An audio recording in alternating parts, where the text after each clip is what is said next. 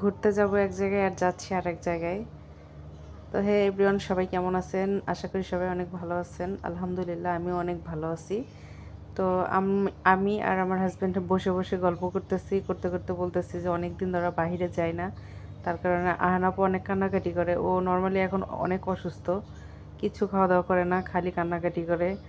আর কেউ বাইরে যেতে চাইলেই তার সাথে যাওয়ার জন্য কান্নাকাটি করে।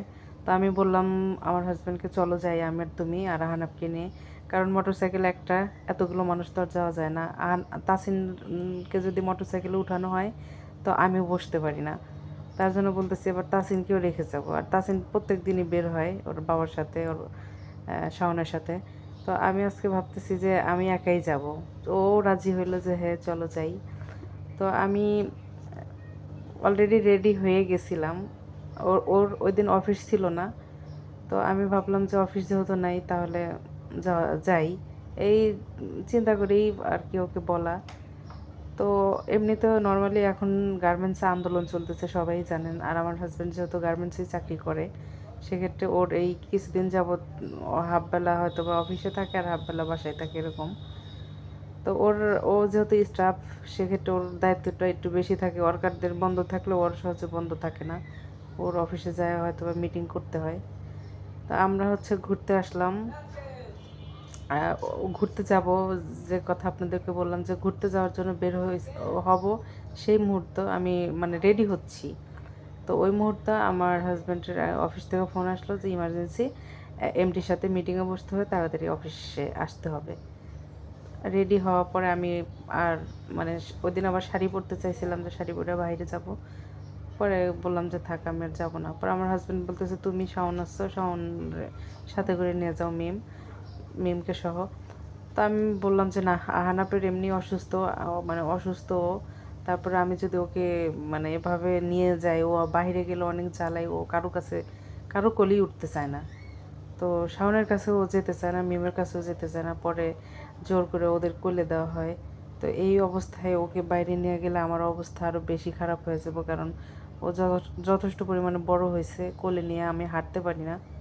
তো যথাযথ আমরা ডিসিশন চেঞ্জ করে পরে এই যে আসলাম এই জায়গায়।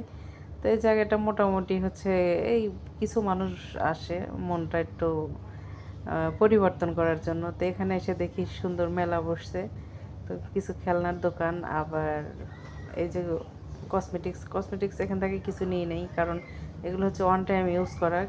একদিন হাতে বা কানে দিলেই অবস্থা খারাপ হয়ে যাবে, কালো হয়ে যাবে। তার জন্য মিমকে বললাম যে এগুলো নেওয়া যাবে না, ভালো কসমেটিক্স নিতে হবে।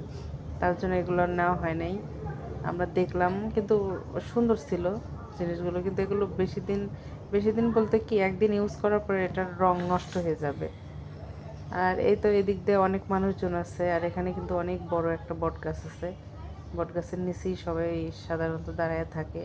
আর এই সামনেই পানি, আর পানিগুলো দেখতে কিন্তু অনেক ভালো লাগতেছে। আর এগুলো হচ্ছে একদম বেড়িবাঁধের পানি, মানে বেড়িবাঁধের এই জায়গাগুলো। আর জায়গাটার নাম কিন্তু দিয়াখালী। আর এই জায়গাটা কে কে চেনেন অবশ্যই আমাকে কমেন্ট করে জানাবেন। আর এই জায়গাটা মোটামুটি ভালোই লাগলো। এখানে ঘোরা মানে কিছু মানুষ ঘুরতে আসে, তার জন্য ওখানে হালকা পাতলার দোকান, ফুচকার দোকান ছিল। আর আমি তো ফুচকা বাইরে খাই না, তার কারণে ফুচকা আমি নিই নেই। আর এদিকে আমি এই যে কচুরিপানার উপর দিয়ে একটু হাঁটার চেষ্টা করতেছিলাম, এখান থেকে কিন্তু একদম কচুরিপানা নরম নরম। তো আমার পিছে পিছে আহানাপও চলে আসছে, আর আমার ছেলেটা কিন্তু অনেক শুকিয়ে গেছে।